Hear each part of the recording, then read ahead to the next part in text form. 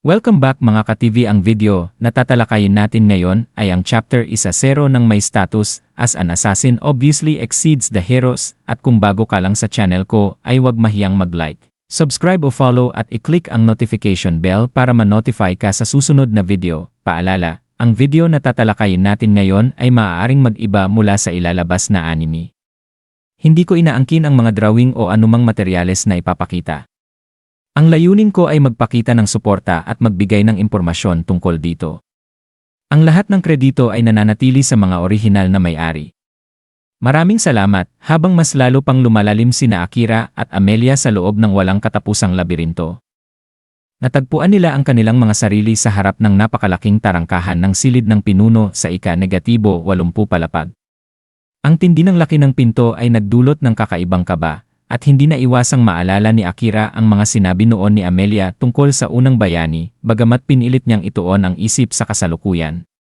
Determinado, itinulak niya ang dambuhalang pintuan, at bumungad sa kanila ang isang napakalawak na silid sa ilalim ng lupa, higit na malaki kaysa sa lahat ng silid ng mga pinuno na kanilang nadaanan. Sa simula ay tila walang laman, ngunit biglang umuga ang kisam at nagbagsakan ang mga tipak ng bato.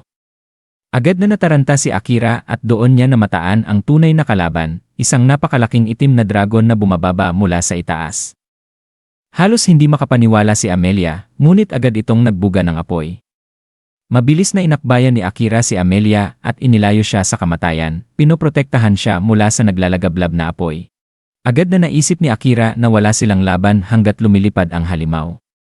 Kaya't hinikayat niya si Amelia na gamitin ang kanyang mahikang, gravity, upang pabagsakin ito, at kahit nagbabala ang dalaga sa panganib, pumayag ito.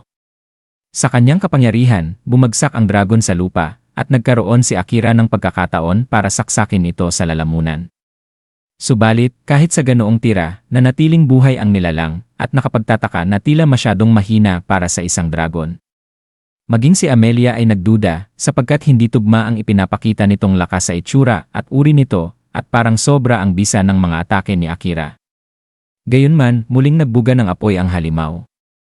Pinayuhan ni Akira si Amelia na manatili sa kanyang likuran habang iniiwasan niya ang sunod-sunod na pagsabog ng apoy.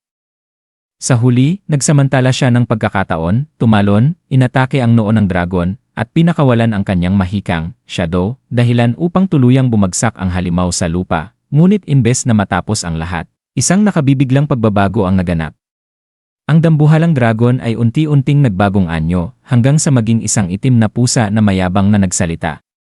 Tinawag nitong pangit at hangal si Akira, bagay na agad niyang sinagot ng insulto rin. Sa kabila ng biro-biro, inamin ng pusa na si Akira ang kauna-unahang nakarating sa antas na iyon ng labirinto, at masyado lamang itong naging kampante.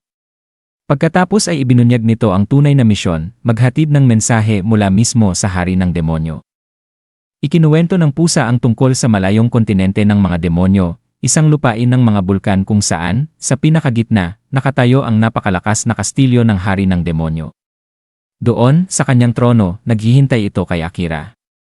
Nabahala si Akira sa rebelasyong iyon, na pagtatanto niyang ang mga pagsubok sa loob ng labirinto ay simula pa lamang ng mas mabigat na laban. Samantala, sa malayong dako, patuloy na nakikibaka si Tsukasa at ang kanyang mga kasamahan. Sa kabila ng matinding pagod, tiniis nila ang mapanganib na pag-akyat sa matatarik na bundok.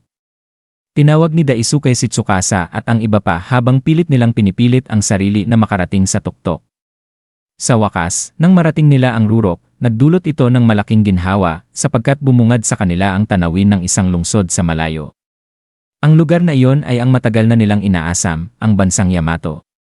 Sa kabila ng hirap, naramdaman nila ang ginhawang hatid ng kanilang tagumpay, at ang pag-asang nagsisimula pa lamang ang panibagong yugto ng kanilang paglalakbay.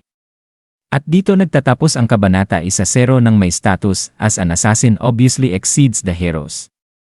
Patuloy lang sa pagsubaybay mga ka-TV hanggang sa susunod na kabanata. Paalam.